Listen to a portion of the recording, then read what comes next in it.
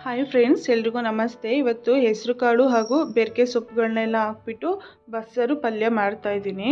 ತುಂಬ ರುಚಿಯಾಗಿರುತ್ತೆ, ಒಂದ್ಸರಿ ನೀವು ಟ್ರೈ ಮಾಡಿ. ಇವಾಗ ನಾನಿಲ್ಲಿ ಸೊಪ್ಪನ್ನೆಲ್ಲ ತೊಳೆದು ಇಟ್ಕೊಂಡಿದ್ದೀನಿ.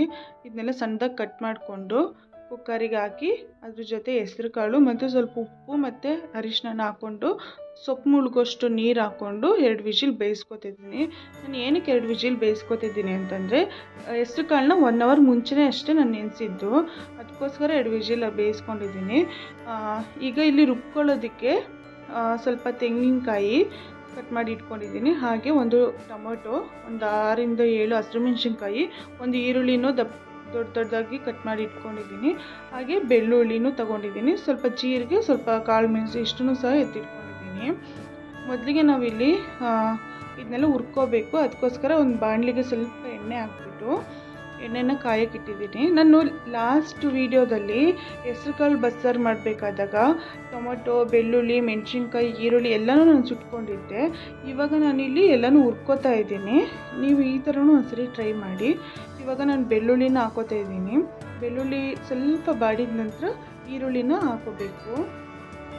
ಈರುಳ್ಳಿ ಮತ್ತು ಮೆಣಸಿನ್ಕಾಯಿ ಎರಡನ್ನೂ ಹಾಕೊಂಡ ನಂತರ ಸ್ವಲ್ಪ ಚೆನ್ನಾಗಿ ಹುರ್ಕೋಬೇಕು. ಅದ್ರದ್ದು ಹಸಿ ಸ್ಮೆಲ್ಲೆಲ್ಲ ಹೋಗಬೇಕು, ಆ ಥರ ಹುರ್ಕೊಳ್ಳಿ ನೀವು.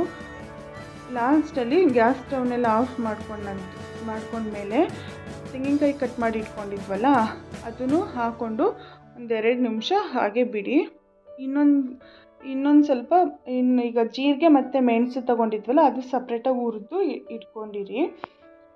ಇದೆಲ್ಲ ಆದ ನಂತರ ಇದನ್ನೆಲ್ಲ ಹುರ್ಕೊಂಡ್ಮೇಲೆ ನಾವು ಇದನ್ನೆಲ್ಲ ಮಿಕ್ಸಿ ಜಾರಿಗೆ ಹಾಕೋಬೇಕು.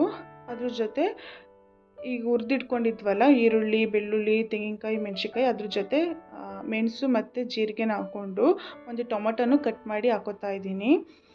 ಅದ್ರ ಜೊತೆ ಬೇಯಿಸಿಟ್ಕೊಂಡಿದ್ವಲ್ಲ ಸೊಪ್ಪು ಮತ್ತು ಕಾಳು ಅದನ್ನು ಸ್ವಲ್ಪ ಹಾಕ್ಕೊಂಡು ಇದನ್ನ ಚೆನ್ನಾಗಿ ರುಬ್ಬಿ ಸೈಡಿಗೆ ಎತ್ತಿ ಇಟ್ಕೋತಾ ಇದ್ದೀನಿ.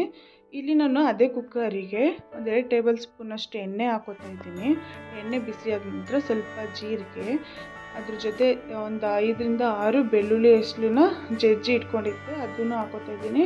ಮತ್ತು ಸ್ವಲ್ಪ ಕರಿಬೇವಿನ ಸೊಪ್ಪು, 1-2 ಒಣಮೆಣ್ಸಿನ್ಕಾಯಿನೂ ಹಾಕ್ಕೊಂಡು ಸ್ವಲ್ಪ ಹಾಗೆ ಹುರ್ಕೊಂಡು ರುಬ್ಬಿಟ್ಕೊಂಡಿದ್ವಲ್ಲ ಮಸಾಲೆ ಅದನ್ನು ಸಹ ಅದ್ರ ಜೊತೆ ಸೇರಿಸಿ ಜಾರಿಗೆ ಸ್ವಲ್ಪ ನೀರು ಹಾಕ್ಕೊಂಡು ಅದರಲ್ಲಿರೋ ಮಸಾಲೆನೆಲ್ಲ ಕುಕ್ಕರಿಗೆ ಹಾಕ್ಕೊಳ್ಳಿ.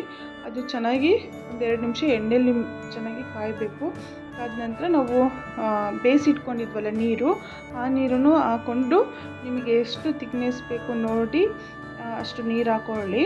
ಯಾಕೆಂದರೆ ಈ ಬಸ್ಸಾರು ಇವಾಗ ಮಾಡಿದ್ದು ಮಧ್ಯಾಹ್ನಕ್ಕೆ ಹತ್ರ ಗಟ್ಟಿ ಆಗುತ್ತೆ. ಇದಕ್ಕೆ ಉಪ್ಪು ಹಾಕ್ಬಿಟ್ಟು ಚೆನ್ನಾಗಿ ಕುದಿಸಿ ಒಂದು 5ರಿಂದ 8 ನಿಮಿಷ. ಇದಕ್ಕೆ ಮುದ್ದೆ ಅಂತೂ ತುಂಬ ರುಚಿಯಾಗುತ್ತೆ, ಚೆನ್ನಾಗಿರುತ್ತೆ ಮುದ್ದೆ ಮಾಡಿಕೊಂಡ್ರೆ. ಇವಾಗ ಇಲ್ಲಿ ಪಲ್ಯ ಮಾಡ್ಕೊಳ್ಳೋದಕ್ಕೆ ಒಂದು ಬಾಣಲಿಗೆ ಒಂದು 2 ಟೇಬಲ್ ಸ್ಪೂನಷ್ಟು ಎಣ್ಣೆ ಹಾಕ್ಕೊಂಡು ಸಾಸಿವೆ ಹಾಕೋತಾ ಇದ್ದೀನಿ. ಸಾಸಿವೆ ಹಾಕೊಂಡ ನಂತರ 3ರಿಂದ 4 ಕರಿಬೇವು ಹಾಕ್ಕೊಂಡು ಒಣಮೆಣ್ಸಿನ್ಕಾಯಿ ಹಾಕೋತಾ ಇದ್ದೀನಿ. ಹಾಗೆ ಇಲ್ಲಿ ನಾನು 2 ಈರುಳ್ಳಿನ ಕಟ್ ಮಾಡಿ ಇಟ್ಕೊಂಡಿದ್ದೆ ಪಲ್ಯಕ್ಕೋಸ್ಕರ, ಆ ಈರುಳ್ಳಿನ ಹಾಕೋತಾ ಇದ್ದೀನಿ. ಸೊಪ್ಪಿನ ಪಲ್ಯಕ್ಕೆ 2 ಈರುಳ್ಳಿ ಇದ್ದರೆ ತುಂಬ ರುಚಿಯಾಗಿರುತ್ತೆ. 2 ಅಂತಲ್ಲ, ಒಟ್ಟು ಈರುಳ್ಳಿ ಜಾಸ್ತಿ ಇದ್ದರೆ ತುಂಬ ರುಚಿಯಾಗಿರುತ್ತೆ. ನಾನು ಸಣ್ಣದು 2 ಈರುಳ್ಳಿ ಇತ್ತು, ಅದನ್ನ ಕಟ್ ಮಾಡಿ ಹಾಕ್ಕೊಂಡೆ. ಈಗ ಸೊಪ್ಪನ್ನೆಲ್ಲ ಹಾಕ್ಕೊಂಡು ಸ್ವಲ್ಪ ಉಪ್ಪು ಹಾಕ್ಬಿಟ್ಟು ಚೆನ್ನಾಗಿ ಮಿಕ್ಸ್ ಮಾಡ್ಕೊಂಡಿದ್ದೀನಿ. ಇಷ್ಟೇ ಸೊಪ್ಪಿನ ಪಲ್ಯ ರೆಸಿಪಿ ಇಷ್ಟೇ. ಇದಕ್ಕೆ ಬೇಕಿದ್ರೆ ನೀವು ಲಾಸ್ಟಲ್ಲಿ ತೆಂಗಿನಕಾಯಿ ತುರಿ ಹಾಕ್ಕೋಬೋದು. ಇದನ್ನು ನಾನು ರೈಸ್ ಜೊತೆ ಸರ್ವ್ ಮಾಡ್ಕೊಂಡಿದ್ದೆ, ತುಂಬ ರುಚಿಯಾಗಿ ಬಂದಿತ್ತು. ನೀವು ಒಂದ್ಸಲಿ ಟ್ರೈ ಮಾಡಿ ಅಂತ ಹೇಳ್ತಾ ಈ ವಿಡಿಯೋನ ಎಂಡ್ ಮಾಡ್ತಾಯಿದ್ದೀನಿ. ಥ್ಯಾಂಕ್ಸ್ ಎಲ್ರಿಗೂ.